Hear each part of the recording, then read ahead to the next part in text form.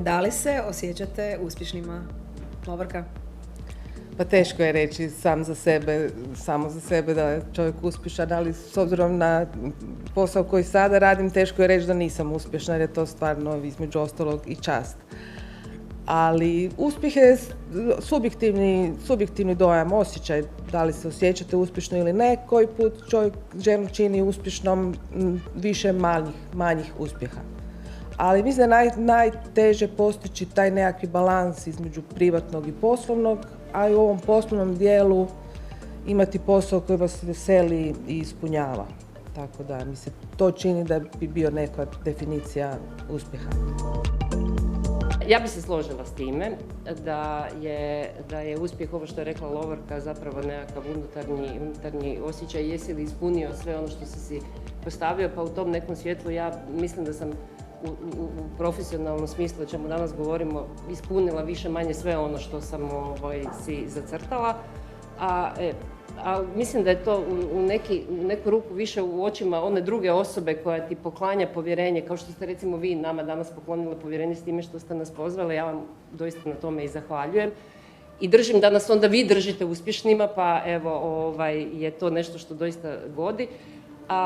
Ja zapravo o tome nikad nisam razmišljala, evo, do kad vi to sad niste postavili to pitanje.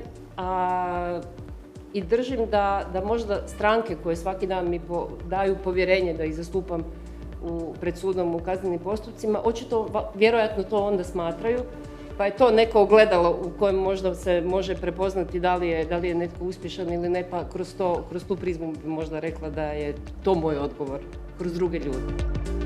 Ja bih rekla da je mjerilo uspješnosti po meni subjektivan kriterij, a ne objektivan kriterij, i ne trebamo biti ono što drugi od nas očekuju, nego trebamo biti ono što mi sami od sebe očekujemo. Ako bi trebala poslati poruku nekome, ženama, onda ne moraju sve žene na jednak način biti uspješne.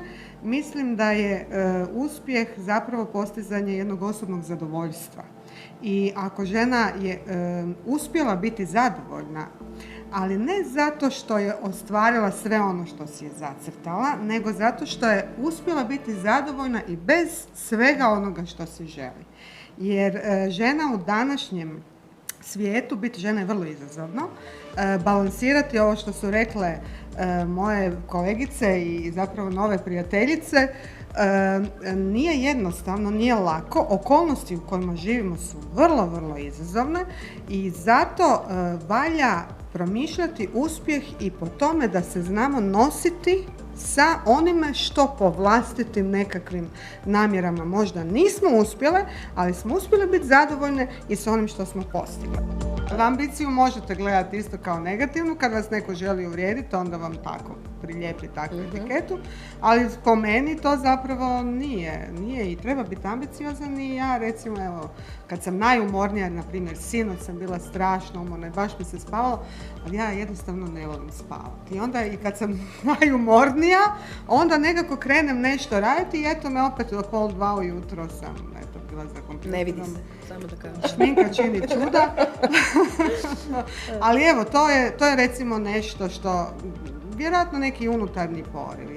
Ja vjerujem da smo sve tri, zapravo niko to nama nije ni zadao, niti smo si mi to unaprijed zapisale, nego jednostavno smo, eto, to se dogodi. Da.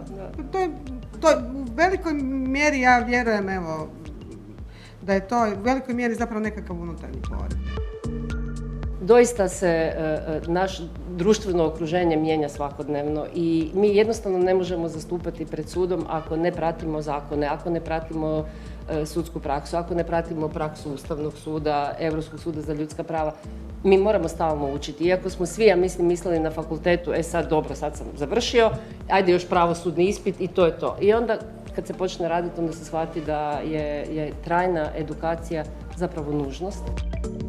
Ja sam silno ponosna što sam profesorica i na Pravnom fakultetu i na 2 akademijama, jer taj dio ambicije, kreativnosti, mladosti mi silno doprinosi i meni kao osobi. Čujte, to je nešto što je nepresušno vrelo i od kojih mi zapravo kao profesori učimo ako smo pametni. Jel? Mene, apropo ovog pitanja, kad gledamo pravnu profesiju, pravo samo za sebe nema kontekst. Pravo mora imati nešto, neki kontekst u kojem će se razviti.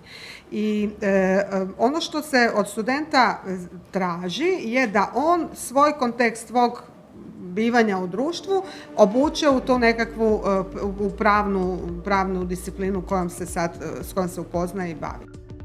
Mislim da je danas zapravo nije problem u izvorima znanja, odnosno materijalima, nego je veći problem raspoznat što je relevantno, a što nije relevantno. Obilje, silno obilje, sve je dostupno od literature u obliku knjiga, u obliku članaka.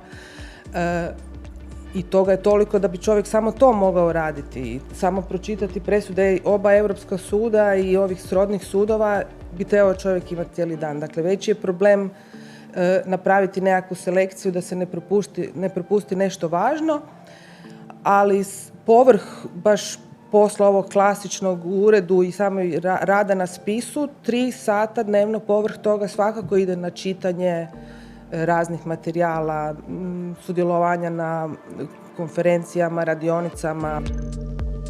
Meni je uvijek draga ona uzrečica da uspjeh preko noći traje 10 godina. Meni se to uvijek mi je to zgodno za čut.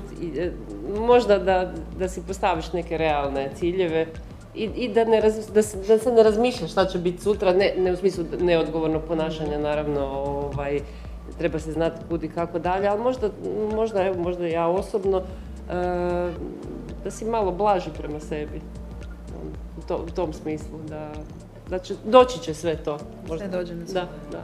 Treba zapravo imati želju da se promijeni svijet. Ja mislim da ljudi koji žele promijeniti svijet, zapravo prvenstveno da znaju promijeniti sebe u situacijama kada je to potrebno, ali ta želja da se nešto učini, mislim da takvi ljudi zaista i mijenjaju svijet. I hrabro. Dream big.